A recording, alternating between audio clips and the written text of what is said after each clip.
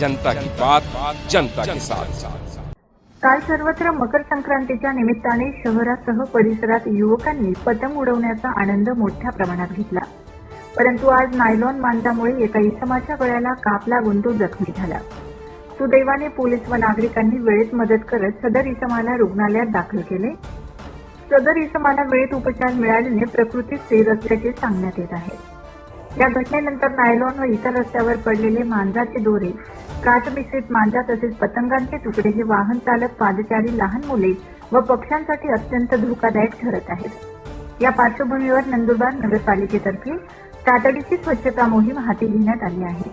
नगरपालिकेच्या स्वच्छता विभागाच्या कर्मचाऱ्यांनी शहरातील प्रमुख रस्ते, चौक, उड्डाणपूल परिसर तसेच वसाहतींमध्ये पडलेले मांजाचे दोरे व पतंगांचे तुकडे गोळा करण्याचे काम सुरू केले आहे। यासाठी विशेष पथकं नेमण्यात आली असून अपघात प्रवण ठिकाणी प्राधान्याने स्वच्छता केली जात आहे। काल मकर संक्रांतीचा दिवस होता। सर्वांनी मोज मस्ती केली, पतंग उडवली। पण काल जो संक्रांत झाली, आज जो दोरा पडलेला आहे तो नंदुरबार नगर परिषद मार्फत संपूर्ण शहरात तो कचरा गोळा करण्याचे काम चालू आहे।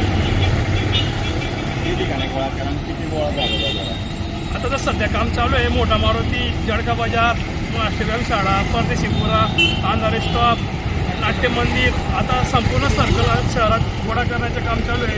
आतापर्यंत 15 ते 20 किलो गोळा केलेला आहे। गोळा करण्याचे कारण काय? हे अपघात होऊ नये, कोणाला जीवितहानी होऊ नये म्हणून नंदुरबार नगर परिषद मार्फत पडलेला दोरा गोळा करण्यात येत आहे। याच्यात नायलॉन मांजा तुम्हाला आढळून आलाय का? हा, भरपूर ठिकाणी ना आज आलेला आहे। बाकी आपला जो साधा दोरा आहे तो आहे। जनता की बात जनता के साथ।